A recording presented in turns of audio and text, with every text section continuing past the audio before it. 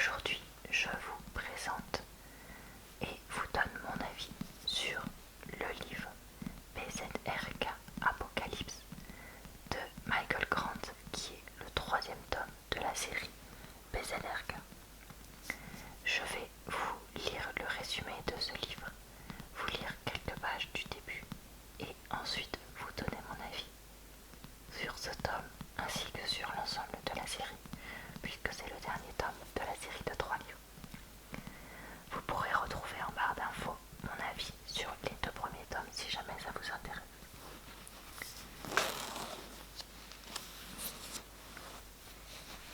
Sur tous les continents, la folie se répand. Au tréfonds de la chair, la nanotechnologie fait des ravages. Il faut sauver le monde.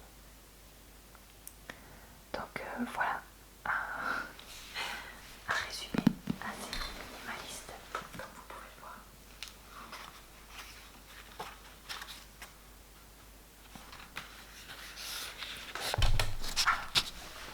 Attendez, je m'installe, je zoome un peu.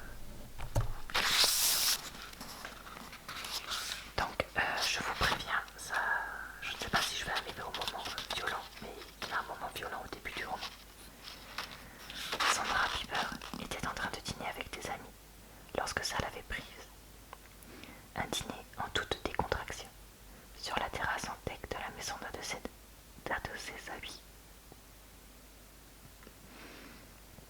Producteur à Malibu, dîner auquel celui-ci avait également convié un acteur avec qui elle avait partagé l'affiche d'un film. Wade Talon, un pseudonyme totalement ridicule à ses yeux.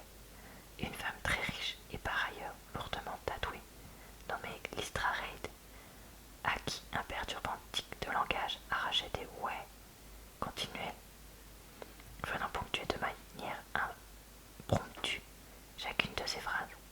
Et enfin, un jeune homme à la taille et à la musculature extraordinairement avantageuse, dont elle n'arrivait pas à se souvenir du nom, mais qui devait s'appeler Noble ou quelque chose comme ça. Au menu, des langoustes froides. La noble créature était pendue aux lèvres de ces personnages d'importance qui discutaient travail, cancan et encore travail.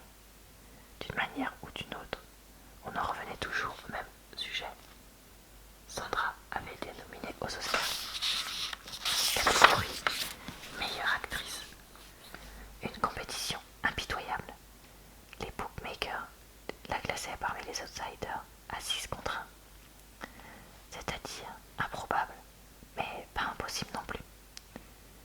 Bien que mère de 2 enfants et trentenaire responsable, bardée de plusieurs masters en économie, qui n'avait fumé de l'herbe que 2 fois dans toute sa vie et qui ne buvait jamais plus de 2 verres de vin, Sandra Bieber n'en envisageait pas moins sérieusement de séduire le jeune Apollon, Monsieur Testostérone, Monsieur Main de Fer dans gants de velours.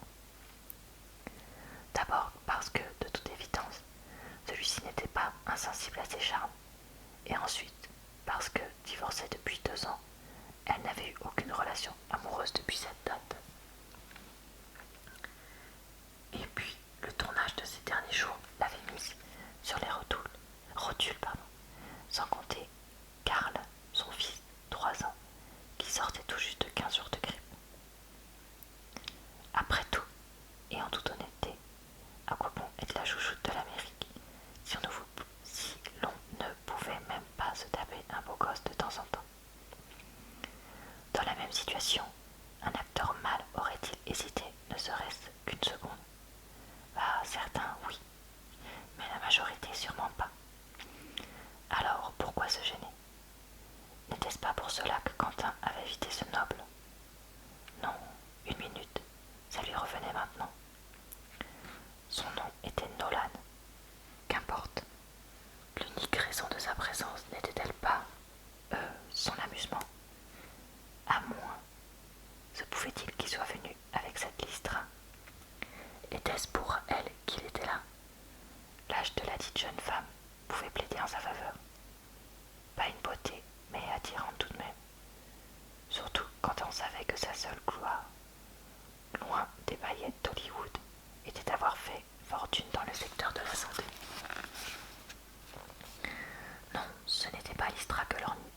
monsieur carrure d'athlète, mais bien la future lauréate d'un Oscar catégorie meilleure actrice. Pourtant, après avoir enflé tel un ballon de baudruche en son fort intérieur, l'idée se dégonfla simplement, comme un pneu victime d'une crevaison lente. Elle secoua la tête, un geste imperceptible, destiné à personne d'autre qu'à elle-même, et prit une profonde inspiration. Il fallait qu'Alette Quinn, sa fille de 7 ans, a terminé son stupide projet Mission Californie à rendre demain. Dieu, qu'elle était ennuyeuse, d'un ennui, ennuyeuse, irresponsable, et définitivement la chouchoute de l'Amérique. Si ce n'est qu'au bout du bout, elle était bêtement maman. Soudain, sa main tressauta et elle renversa son verre. Les dernières gouttes de vin blanc se répandirent sur le bois, sans que personne ne s'en émeuve. Désolée, j'ai... Elle se renfrogna, secoua la tête. Qu'y a-t-il, Sandy demanda Wade. Rien, rien, répondit-elle en secouant de nouveau la tête, les sourcils foncés. Quand bien même cela froissait la jeunesse de son front. Ô Seigneur, il y avait quelque chose dans le vin. C'est ça, je vois des choses. Derrière ses grands cils, qui auraient certainement papillonné contre ses joues, et à d'autres endroits aussi pour peu qu'elle en exprime le souhait, Nolan la regarda et demanda Tu te sens pas bien? C'est pas ça, c'est que... Elle éclata de rire. Ça va vous paraître fou. Mais c'est comme si je voyais quelque chose qui n'est pas là. Je vois que nous ne sommes pas encore à la période un petit peu gore de ce début de roman. Donc je préfère éviter de montrer la suite pour garder mes vidéos monétisées. Bon, alors, qu'est-ce que j'ai pensé de ce tome 3? Je ne l'ai pas aimé. Pourquoi est-ce que je ne l'ai pas aimé? Parce que ça part dans le n'importe quoi. C'est-à-dire que, en fait, on découvre que lire la personne donc à la tête de BZRK est en fait une personne qui est complètement folle et qui du coup se met à faire n'importe quoi, à comment ça s'appelle, à créer des biobots pour tout le monde et du coup à rendre exprès les gens complètement fous. Et en fait, je sais que le reste de la série n'est pas forcément le plus crédible, mais là, ça devient vraiment, mais alors vraiment 0% crédible. Je me suis vraiment dit, mais pourquoi? Pourquoi faire ça? Quel est l'intérêt? On a l'impression de lire un truc mais complètement différent des deux premiers tomes. Je sais pas comment expliquer. C'est vraiment super bizarre. C'est pas agréable de lire ça. Honnêtement, je l'ai lu parce que je me demandais vraiment qui allait mourir et comment ils allaient faire pour l'arrêter. Et puis il y a aussi tout un... Comment dire? Alors que pendant les deux premiers tomes, on entend parler de rien. D'un coup, pouf pouf pouf, on fait que de parler d'elle, de cette personne, et du coup, ça m'a... J'ai trouvé que ça me faisait monter la mayonnaise pendant pas mal du roman pour pas grand chose. Au final, quand on apprend qui c'est, on se dit ah bon bah c'était cette personne là. Donc j'ai été vraiment très très très moyennement convaincue par ce tome là. Ensuite, je rajoute de donner mon avis du coup sur l'ensemble de la série. Je sais pas comment dire, c'est un peu confus pour moi, donc je vais essayer d'être un minimum clair. Les 3 tomes, on dirait que c'est pas une série. Chaque tome apporte des thèmes en fait qui sont à la fois les mêmes et pas les mêmes. Enfin, c'est pas clairement, le lien est pas clairement fait à part 2-3. Enfin, oui, on retrouve des personnages, mais les problématiques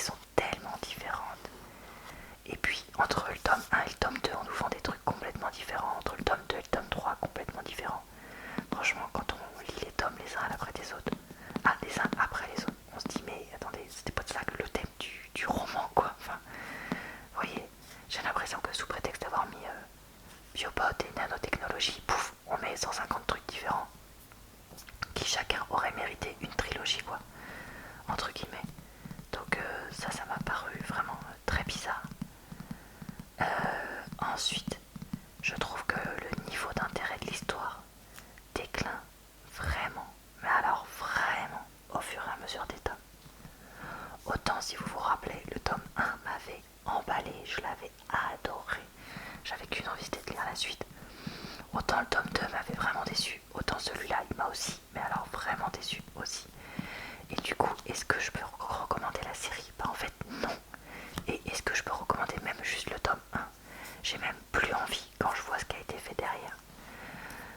Honnêtement, j'ai l'impression que c'est, avec ce tome 3, que c'est du glauque pour du glauque, de la folie pour de la folie, enfin comme si on pouvait montrer comment un personnage peut être complètement cinglé quoi. On avait déjà les jumeaux avant. Bon voilà, mais alors là maintenant on a à lire. Enfin franchement, moi j'ai pas trouvé ça intéressant. Je me suis pas dit oh là là j'apprends des choses, oh là là je découvre des choses. Non, pas du tout. Je me suis juste dit voilà, la personne est folle dingue. On va mettre tout le top pour épiloguer là-dessus. Ah bah oui, oui, exactement, c'est ça. Quel est l'intérêt quoi? Enfin, il n'y en a pas. Il y a des personnages, ils meurent, tu sais pas pourquoi ils meurent, quel est l'intérêt? Puisque